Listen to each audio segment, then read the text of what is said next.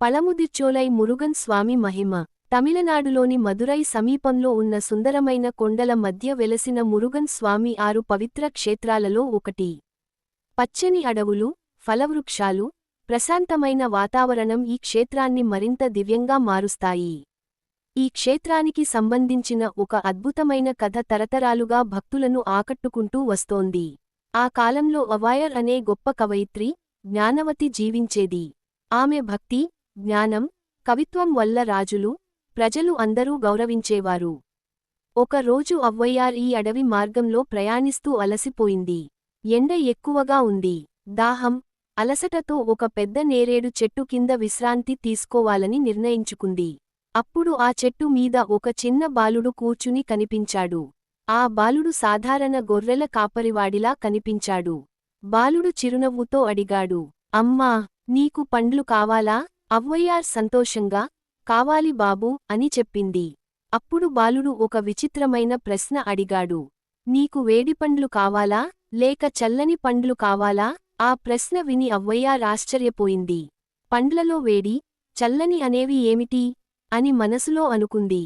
కాని తన జ్ఞానానికి భంగం కలగకూడదని, నాకు చల్లని పండ్లు కావాలి అని చెప్పింది. బాలుడు చెట్టును కదిలించగానే పండ్లు నేలపై పడ్డాయి. అవ్వయ్యార్ వాటిని తీసుకుని వాటిపై ఉన్న దుమ్మును ఊదసాగింది. అప్పుడు బాలుడు నవ్వుతూ అడిగాడు, అమ్మా, పండ్లు చల్లగా ఉన్నాయనుకున్నాను. మరి ఎందుకు ఊది చల్లబరుస్తున్నావు? ఆ మాట విన్న వెంటనే అవ్వయ్యార్ ఆశ్చర్యంతో నిలిచిపోయింది. తన జీవితంలో ఎన్నో గ్రంథాలు చదివింది. ఎన్నో రాజసభల్లో పండితులను ఓడించింది.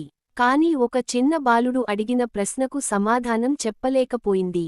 అప్పుడామెకు అర్థమైంది, ఇతడు సాధారణ బాలుడు కాదని.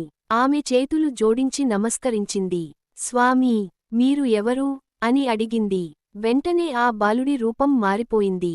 దివ్యకాంతులు వెలిగాయి. చేతిలో ఆయుధం, పక్కన నెమలి వాహనం, ముఖంలో దివ్య తేజస్సుతో మురుగన్ స్వామి ప్రత్యక్షమయ్యాడు. అవ్వయ్యార్ ఆనందభాష్పాలతో స్వామి పాదాలపై పడిపోయింది. అప్పుడు మురుగన్ స్వామి ఇలా ఉపదేశించాడని చెబుతారు, జ్ఞానం ఎంత ఉన్నా వినయం ఉండాలి. అహంకారం వస్తే నిజమైన జ్ఞానం దూరమవుతుంది. ఆ మాటలు అవ్వయ్యార్ హృదయంలో శాశ్వతంగా నిలిచిపోయాయి. ఆ రోజు నుంచి ఆమె మరింత వినయంతో భక్తి మార్గంలో నడిచింది. అందుకే పళముదిర్చోలై క్షేత్రం కేవలం ఆలయం మాత్రమే కాదు, వినయానికి, జ్ఞానానికి ప్రతీకగా భావించబడుతుంది. నేటికీ వేలాది మంది భక్తులు ఈ క్షేత్రాన్ని దర్శించి మురుగన్ స్వామి అనుగ్రహాన్ని పొందుతున్నారు. గర్వాన్ని తొలగించి వినయాన్ని నేర్పిన బాల మురుగన్ కథ మీకు నచ్చిందా? నచ్చితే ఈ వీడియోను లైక్ చేయండి, షేర్ చేయండి. ఇంకా ఇలాంటి దివ్య క్షేత్రాల కథల కోసం మా ఛానల్ను సబ్స్క్రైబ్ చేయడం మర్చిపోవద్దు. ఓం శరవణభవ.